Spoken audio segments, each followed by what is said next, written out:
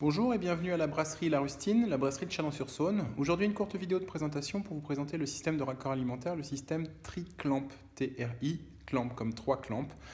C'est des systèmes en 3 parties qui permettent de raccorder de façon propre et sans retenue différents éléments. Donc le système Tri-Clamp, comment ça se présente? Donc ici vous avez une vision d'ensemble. Ça se compose d'un premier élément qu'on appelle une férule. Donc la férule, c'est l'espèce de grosse rondelle que vous avez ici, sur lequel peut venir se souder à peu près tout ce que vous voulez. Ça peut être une vanne, ça peut être comme ici un raccord cannelé, ça peut être pris directement sur une cuve de fermentation, etc. pour avoir une sortie en triclamp, tout ça. Un joint en caoutchouc, avec d'un côté un bourrelet du diamètre de la gorge placé dans la rondelle triclamp, et de l'autre côté un deuxième bourrelet et un rebord qui permet de le maintenir, en fait, ce qui est plutôt pratique au moment où on place le collier. Je vous expliquerai tout à l'heure. Le collier en inox qui va venir serrer les férules entre eux. Alors en fait le profil, vous voyez, il est incliné. C'est pas un collier à 90, l'angle je sais pas 45, 40 degrés, j'en sais rien à peu près. Ce qui fait qu'en serrant, on va rapprocher les deux bords des férules entre eux, puisque les férules reprennent ce même profilé en fait.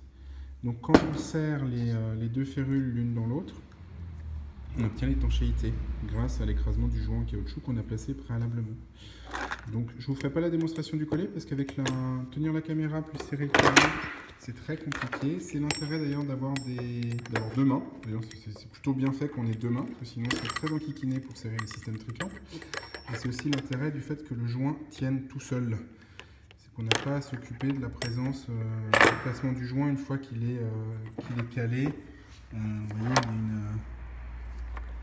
il y a dans un sens et dans l'autre il y a un rebord qui permet de le bloquer. C'est un système plutôt efficace. Je vais vous montrer sur un de mes fermenteurs, j'en ai monté un tout à l'heure. Donc voilà, le système une fois monté, donc ici il va pouvoir venir se placer un autre raccord avec les tuyaux, etc. Et ça me permet de démonter la vanne papillon pour le nettoyage intégral des fermenteurs en quelques secondes. Petite parenthèse pour les gens qui ont suivi mon sujet et ma conversation sur le chat du forum. Ici, j'ai des férules un peu particulières, puisque des férules qui se vissent sur les pas de vis Amos, enfin Speidel. C'est des férules en 1 pouce que j'ai commandées chez Bene Inox. Je ne sais pas si on m'entend avec le bruit. Donc vous avez ici un pas de vis et de l'autre côté évidemment le pas de vis. Donc le truc c'est qu'au niveau propreté ça m'enquiquinait un petit peu de les serrer au téflon. J'avais peur que des saloperies se mettent dedans. Donc les fermenteurs ont disparu. Ninja.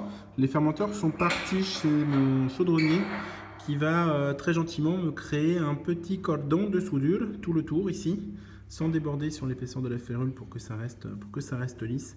Donc il va me créer un cordon de soudure ici afin d'étanchéifier complètement le raccord et d'avoir en fait la férule qui soit directement soudée sur le fermenteur. Voilà, si vous avez des questions, n'hésitez pas à poster soit à la suite de la vidéo, soit en message privé sur le forum. Je suis Elomir, E-L-O-M-I-R. À bientôt pour plus de vidéos sur la brasserie La Rustine. Ciao, ciao!